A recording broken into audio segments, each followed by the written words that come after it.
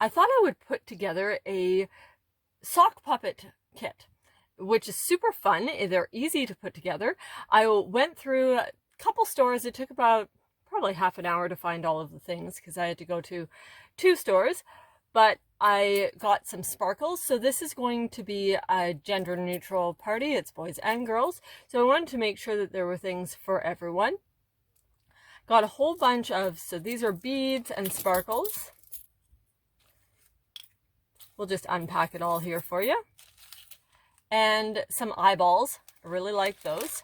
Something to think about when you're making a kit like this or any kind of craft kit that requires something to be done with all of the items. Make an example and make sure that you put it in with the kit so that they completely understand what they're supposed to do.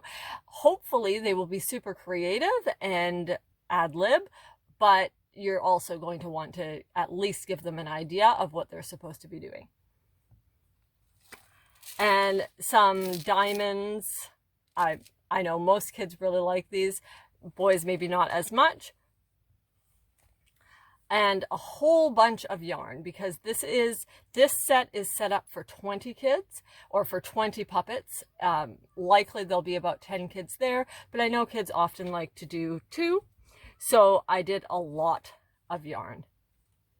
I was able to find this all in a set, so that made it more economical and worked out really good for all the different colors.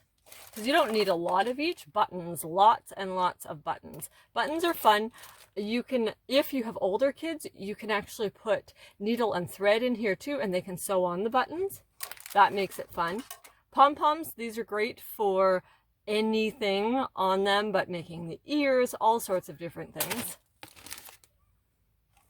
And I do find that they often need to color on, either they might color on the eyes or at least the mouth.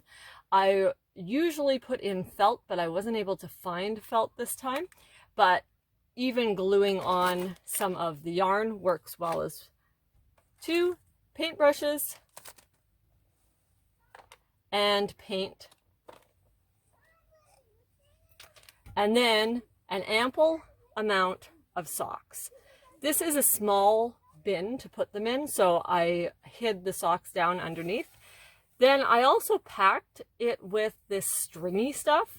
It actually looks like hair. So I thought that that would be fun if they want to make monsters or whatever they want to do. It's great to get creative. So that is the box. That's how I do it. I also use this wood box. I've bought this for a few other sets as well. I like it because they can decorate it. Maybe the birthday kid can decorate this, and they can put all of their puppets in here so that they're not everywhere, or store the rest of the craft supplies. So now I'm going to put this all back together and wrap it up.